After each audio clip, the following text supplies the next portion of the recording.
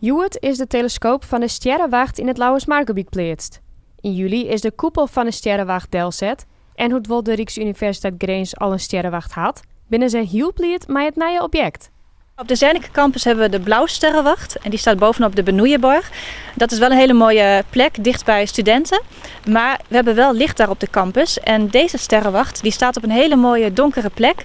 We zijn hier namelijk midden in het Dark Sky Park Lauwersmeer en hierachter is het activiteitencentrum Lauwersnest.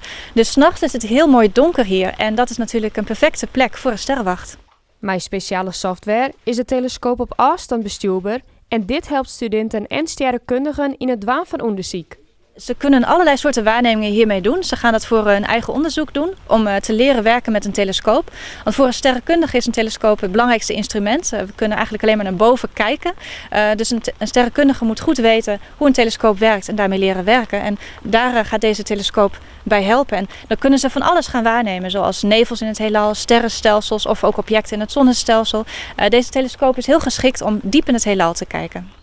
Naast de Rijksuniversiteit Grains is Staatsbosbeheer blied met de nieuwe Sterrenwacht. Vanuit ons verhaal, dus de natuur, is het Nationaal Park, Dark Sky Park, is een hele belangrijke. Hè? Want er zijn natuurlijk maar weinig plekken in Nederland waar je zo mooi nog in die Dark Sky echt de hemellichamen kunt zien. Hè?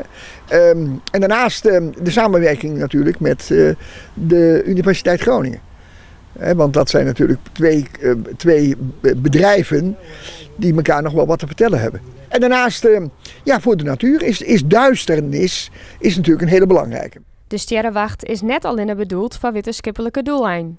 In gearwerking met Staatsbosbeheer worden activiteiten organiseren voor bezoekers van het gebied. De samenwerking is in ieder geval dat is een prachtig uitgangspunt. Straks ook naar het bieden van mogelijkheden aan gewoon de mensen die waar dan ook vandaan komen. En die op een van de websites hebben gelezen dat ze hier naartoe kunnen komen. En dan krijgen ze een verhaal en misschien ook wel een aantal beelden.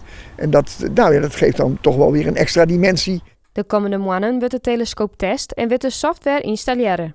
De Rijksuniversiteit Grains en Staatsbosbeheer hoop je komende winter de eerste waarnemingen doen te kunnen.